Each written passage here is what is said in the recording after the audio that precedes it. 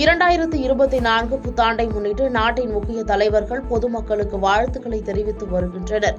அந்த வகையில் தமிழக ஆளுநர் RN ரவி தமிழக மக்களுக்கு ஆங்கில புத்தாண்டு வாழ்த்துக்களை தெரிவித்துள்ளார். இதுகுறித்து ஆளுநர் மாளிகை வெளியிட்டுள்ள அறிக்கையில் 2024 புத்தாண்டை முன்னிட்டு அனைவருக்கும் எனது அன்பான நல்வாழ்த்துக்களை தெரிவித்துக் கொள்கிறேன். சட்ட சீர்திருத்தங்கள் காலனித்துவ பாரம்பரியத்தை நிராகரித்ததுடன் நமது தேசத்தின் ஜனநாயக நெறிமுறைகளை மேலும் ஆழப்படுத்தியுள்ளன. நாம் நமது சமூக ஒற்றுமையை வலுப்படுத்தி ஒரே தேசமாக கடுமையான சவால்களை முறியடித்து முன்னேறினோம். புத்தாண்டு 2024 நம் அனைவருக்கும் மேலும் மகிழ்ச்சி, நல்லிணக்கம், நல்ல ஆரோக்கியம் மற்றும் வெற்றியை கொடுக்கட்டும் என பதிவிட்டுள்ளார்.